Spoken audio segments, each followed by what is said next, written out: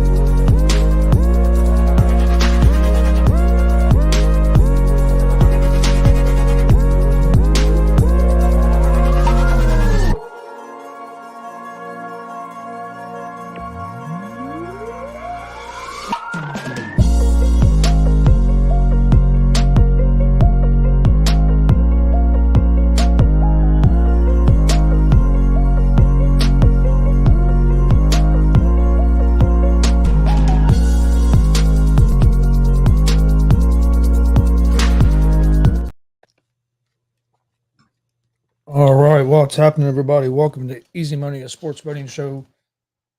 Monday, June 3rd, 2024. I almost said May.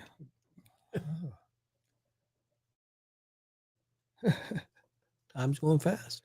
I'm Chris Gonzalez, joined by Tony Gonzalez. How's it going?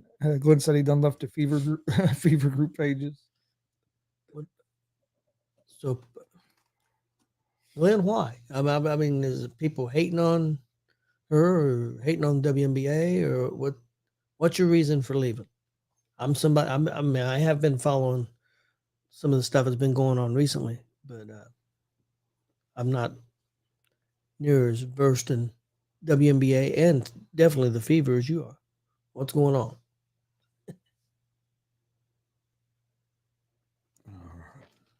Well, on Friday, before we jump into some of the WNBA stuff, on Friday I ended up going 6-4 on the picks I gave. I went 3-1 in baseball. Of course, I had the only hockey game wrong. Yep. Then I went on Saturday in the UFC. I was 3-2. Yeah, I did on my picks. I went 8-2. I did 5-0 on baseball, 0-1 in hockey, and 3-1 in UFC. So I went 8-2.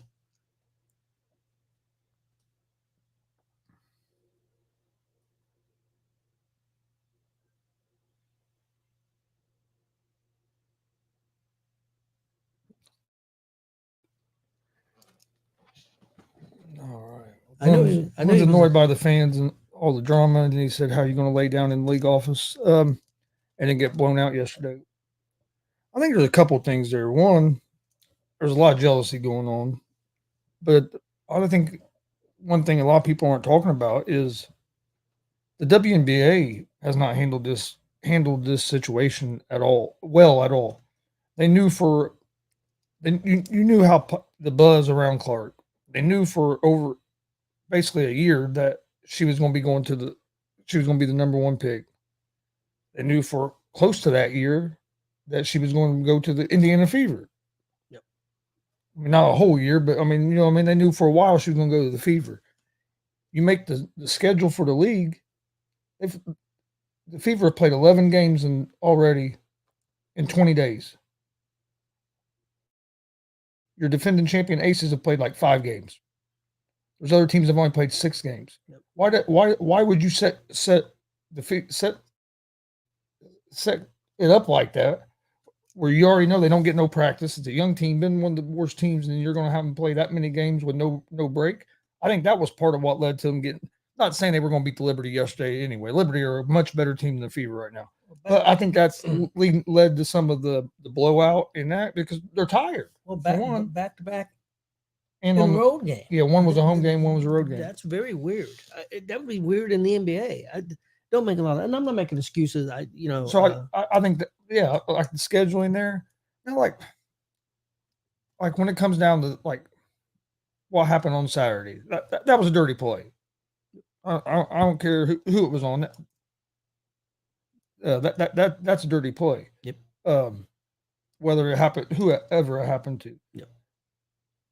It's just, but just some of the reaction, because there's people actually like defending that girl, like, well, Caitlin talked trash to her a couple plays before that. There's a difference between trash talking and even some physical play when the ball's in play. Yes. Then when somebody's just standing there with their back to you and you take a cheap shot at them, there's a difference in that. And the ball wasn't even in play yet.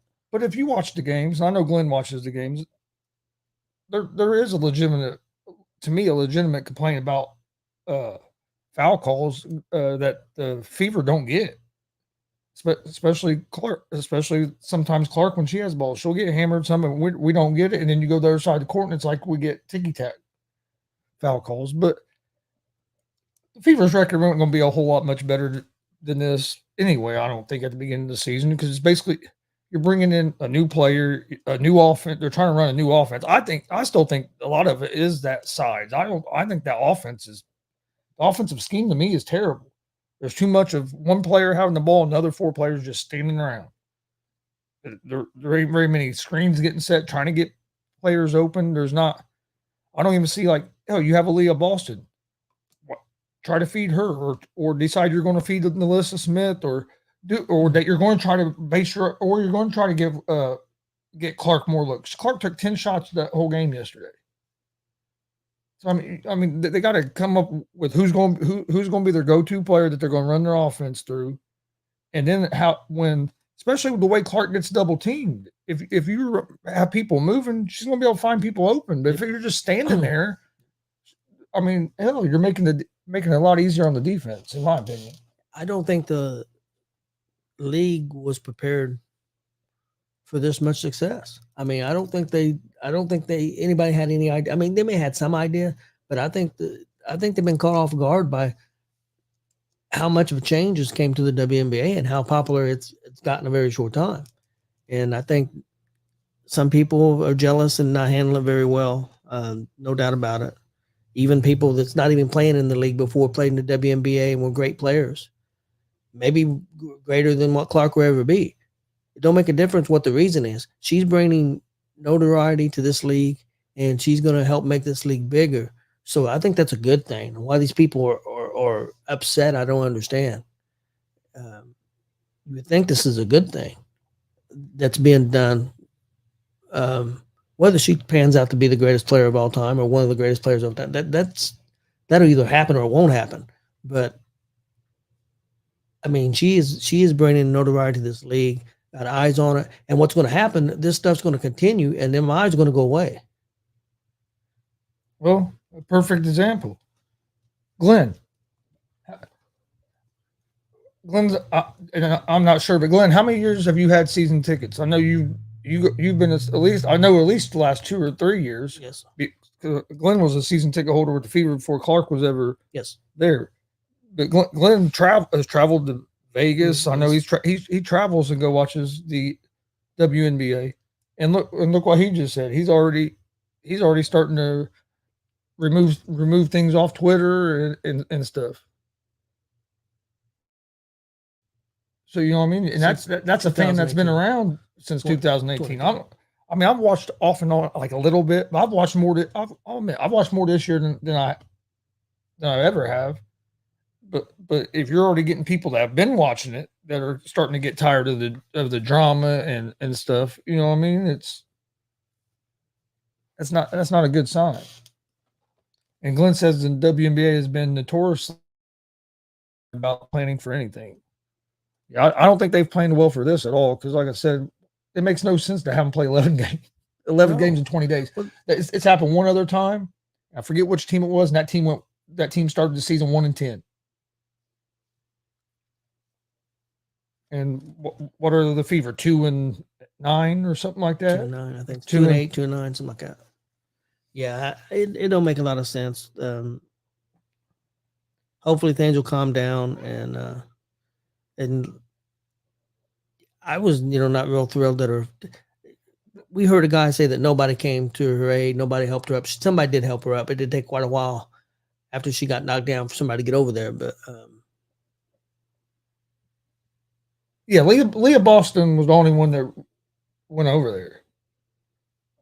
Yeah, it's kind of disappointing too. You would think that the team you would have thought that, hey, there would have almost been a fucking riot. I mean, you know, I mean, you thought the benches were almost clear. I mean, you really thought there would have been some of that. And yeah, there was basically Leah Boston was the only one that went over there to help her up, but nobody like. I mean, hell, you see that in the NBA, you're gonna see a couple players run over and go after that guy for taking a cheap shot. Well, we've even seen it in women's college basketball with the girl from South Carolina, Cardosa. With I can't remember the girl's name, but went up and she ended up because Cardosa ended up missing the game over there about shoving her and stuff. So I mean, you didn't see none of that with the Fever at all. I don't know if you watch them play. There's just no continuity on offense yet, and I mean, some of that could be they haven't been able to have no practices because now they have 5 days off with no games, so they'll be able to practice a little bit. So maybe they will and get a little bit of rest. Maybe they'll look a little better, but yeah, you don't see much continuity on that team right now, and to me, that goes back to the coach. I understand the circumstances hasn't been great because of the schedule. You haven't been able to practice. You get your rookies 3 weeks before the season starts. I mean, I understand that, but to me, the coach, if you're the head coach, you got to do a better job of getting your team ready. And even if you're losing games, you at least should be seeing an improvement and seeing like a continuity building in the team. And in my opinion, I don't think you've really been seeing that. No, I don't think you have either. I've watched a little bit, which I've never really watched before. It's been interesting. I think basketball is pretty good basketball. It really is. So I'm glad they're getting eyes and getting more people interested, and hopefully they'll continue.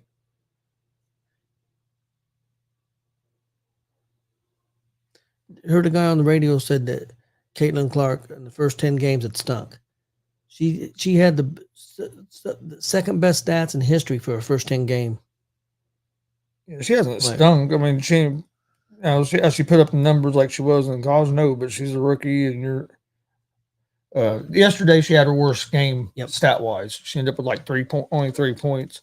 She only took 10 shots that game. I think only hit 1 or 2 or 1. But I mean, she's averaging 17 points a game, and she's averaging 7-8 rebounds a game, 6-7 assists a game. So I mean, she ain't been playing terrible. Playing pretty good. And if you look at other rookie numbers, well, for one, Taurasi, one of the ones that was badmouth talking about how she's going to get a rude awakening when she came in. Her numbers are just as good or a little bit better than what Taurasi's numbers were through her first 10 games as a rookie. So I know they're better than what Taurasi's was because there's only one person that has better numbers in the first 10 games ever. I don't remember who it was. Yeah, so, I mean, you know what I mean? So I think people were, she putting up 30 points a game, like 25, 30 points a game like she was more consistently in Iowa? No, not yet. Do I think she'll get to that point? I do. But if you even look at Kelsey Plume, she, at the rookie, I think she averaged 12 or 13 points. And she was the all-time leading scorer in college basketball before Clark broke her record. She averaged 12, 13 points as a rookie. Now you look at her, she's having a lot better. That Sabrina Ionescu, I know she got hurt, so that kind of messed up to her beginning. But it was a couple years before she really took off in the league. I know them. I mean, them were big time recruits when they were coming in. I know none of them had the hype around them like Clark does, which nobody has in the women's game. But yeah, I just can you or Glenn, can you put your finger on why Clark? Why it's been so big about her? I mean, there's been other great players. Well, why is it just timing? I mean, what is it? I think timing could be some of it, but I also think it is kind of like it's basically Steph Curry effect. She she plays a little bit different style. She's basically like the women's Steph Curry in the style that she plays. You haven't seen that in women's basketball, just like you hadn't really seen that in the NBA. And look how Steph changed the game. I think it's kind of like that. Is that she's the first one that you see just pull up logo threes and being able to hit them at a consistent and stretching the floor out like Curry. I think she's the closest women's player that we've seen, and I think that just draws people. Just like look how many people Steph Curry drew wanting to watch him because it was different. It wasn't a guy that was 7 foot tall that's just dominant. It's a player that and that's another reason people can relate to it. She's 6 foot tall. You know what I mean? She's more. I'm not gonna say normal because 6 foot ain't normal, but you know what I mean. She looks more like a normal person than some of these other athletes that are 6'8", 7 foot tall. It makes people that are shorter, smaller, think, you know what I mean? Hey, I can do that. Yeah. You know what I mean? People can relate to it. And I think that's why it helped Curry, and I think that's somewhat with Clark as well. But no, Curry wasn't he wasn't like an all-time great college player, no, but he was a good. He was a good college player, but I don't think he had the. He didn't have the hype as she did coming in. Not that kind of hype. No. But I think she got that hype in college because women's basketball wasn't real big. It was, you know what I mean? It was different. And people just kept carrying on. Where Curry, he got big in college during the NCAA tournament because he went on that big run with Davidson. Yeah. And then once he got in the NBA, once it was healthy, it just kept going and going. But yeah, Curry didn't have the hype she did coming into the league. But like I said, I think some of that is women's sports are getting more popular. You know what I mean? I think the time that she came up helped some too, because women's sports are getting more popular and all these young just I mean, kind of like, I know it's different because it's music, but Taylor Swift. I mean, look how big she's gotten. It's like, and I know a lot of people have asked, how the hell she, you know what I mean? Why is she that big? Yeah, I don't get that kind of music. You know, that type of pop music is not for me. I'm not against her. It sounds like she's a pretty good lady. I've read some things on her that she takes care of her crew. She takes care of her people. Sounds like she's a pretty good person. Don't know her, never will, you know, but I mean, I don't have no hard feelings against her. Some people do. I don't understand it. And one thing about our society, people like to hate on people too. So true. Very true. Glenn said he's still going to the Vegas Phoenix road trip at the end of the month. Glenn's going to mess around and end up becoming a Vegas fan. He's going to drop the fever, and become an Aces fan. Yeah, he'll go with the two-time champs. And you better not be no bandwagon jumper. All right. Well, we don't have a whole lot of sports going on today. Basically just baseball. Yep, because NBA starts Thursday, and I just read the NHL don't start till Saturday. Yeah. Saturday? What the hell? They're giving them a lot of time off. Well, okay, real quick. I believe you're going with Dallas. Let's say they're going to be friends with Mark Davis and Brady. Brady. No, I ain't gonna say that. You're going. I was gonna ask if he's gonna go get a 20-year-old pregnant or whatever it was, because I remember that's not true though. He did not get no 26-year-old pregnant. Even though McAfee said so on Monday Night Raw, it had to come back and apologize for that. I guess now people are going crazy because McAfee. Yeah. McAfee called Clark a white bitch today. And people are taking it out of context. Yes. He was basically making fun of the WNBA. Yep. He was making fun of WNBA. That's Glenn. I don't know if you've seen it. If you haven't seen the beginning of the McAfee show today, you need to go watch it. Yes. It's very, very interesting. Very funny. He done a game show segment called "Which WNBA Rookie Is It?" and it was hilarious. It was very good. Very good. Gonna get in trouble for it, but it's very good. let's say in the NBA, you've already taken Dallas. NHL, you gonna take Florida? Or you gonna take Edmonton? I'm taking Florida.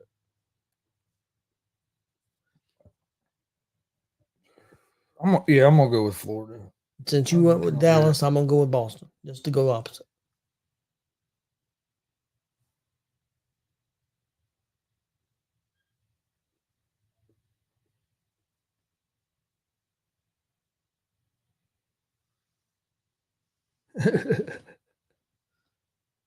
Yeah, dude, that was funny. They didn't AR being on there was cool too, man. He's a big dude. Yep.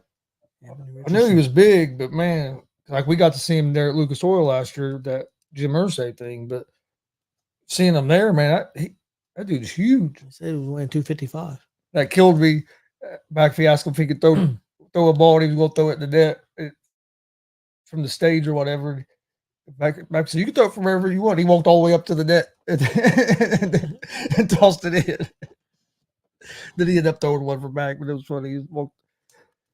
He just walked up there and put it in. I was cracking up. But I thought that was good. A good interview having him on there too.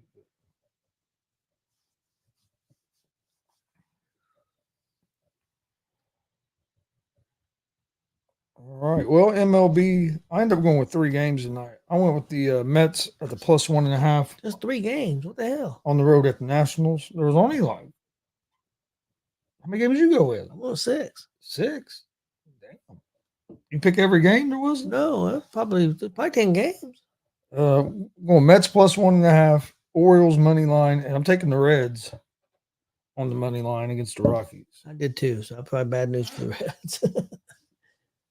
My baseball, I went with Philadelphia at home money line against Milwaukee. I went with Washington money line at home against the Mets.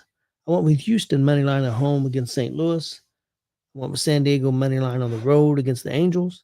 I went with Arizona money line at home against San Francisco, and I went with Cincinnati money line on the road against Colorado.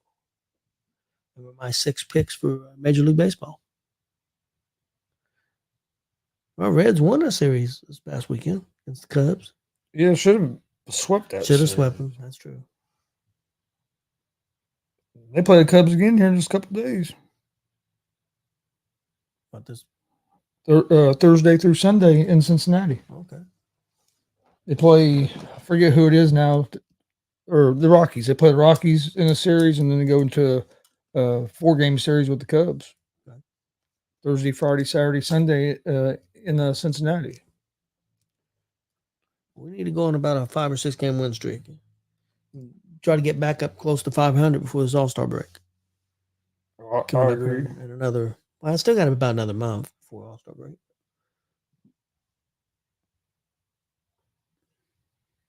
Yeah, well, that's the thing. It's still early in the season. I know I've been disappointed in how they've played. Don't get me wrong. I was expecting them to get off to a lot better start this year, especially kind of how last year went. But it's still early, and we've seen teams struggle in the first half, and then after All-Star break get hot. So I mean, and our biggest thing is just scoring runs, hitting the ball. That's been our biggest thing. That seems like we're starting to hit the ball a little bit better. We need Will Benson to start hitting the ball again. He ain't been able to hit the ball with the shit this year after hitting the ball good last year. Well, he didn't hit until second half last year. I remember because we was there and he was batting like 0. Yeah, but I think he started hitting the ball actually right after we saw him. Yeah. But yeah, he did hit the ball better in the second half. But yeah, he got off to a slow start last year. He was on fire second half. But how much? And the thing is, how much of that is his struggles this year? Pitchers knowing him now, you know what I mean? They got to see him and made adjustments, or is he just in the slump? Look at this. Dodgers had Look at all them damn dogs, son of a bee. I couldn't have took Scrappy to something like Scrappy that. was crazy.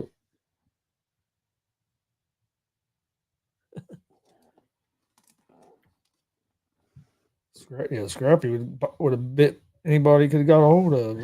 Yeah.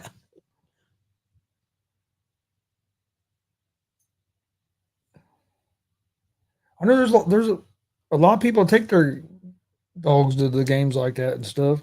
And there's a lot of ballparks that have those days, but yeah, I don't know. If I go to the ballpark, I don't know if I want to have to worry about my dog. Because they know different than taking the kid to the game with you, so yeah. it might be better because if you have a good dog, they might just sit there in the chair and chill, and you don't have to worry about them. Never know. Let's see. About it, yeah,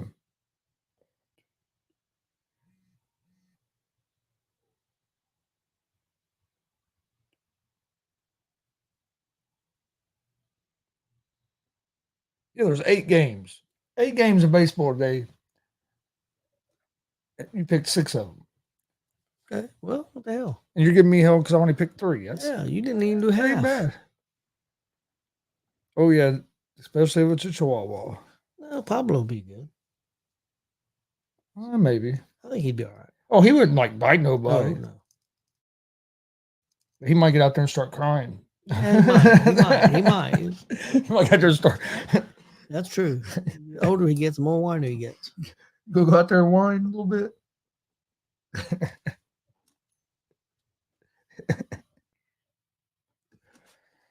All right. No, he would sit there and chill. Though. He'd be all right with that. Scrappy might have, after a few minutes, he might have sat down and relaxed. I did bark the whole time. He'd bark the whole 3-hour game. There ain't no doubt in my mind. I think he would finally relax, but soon as somebody moved, then it would be. He would bark the whole 3-hour game. It'd be brutal. I wouldn't even have tried it because it would have sucked. No. I'd have had to leave. I'd have to leave the game because he'd be trying to bite the back of the head of whoever's sitting in front of you. That's beside you. Well, as long as he knew. If he knew who was beside him, he'd be okay. Yeah, but the true. people in front of him, behind him, everybody else they don't know, you're gonna try to go after. That dude's nuts. He couldn't. Hey, I've seen him in my house when people would come over. You think, oh, he'll chill here. Sometimes he would, but other times, man, it was nonstop. Yeah. Like, dude, shut up.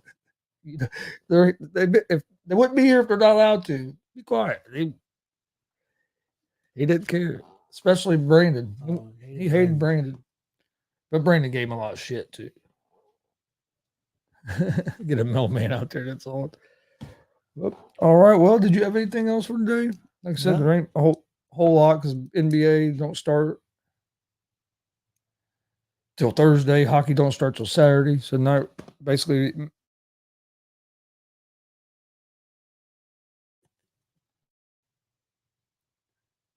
there was a few couple of WNBA games tonight, but I didn't like the spreads on any of those, so I didn't. What'd you think of the UFC pay-per-view?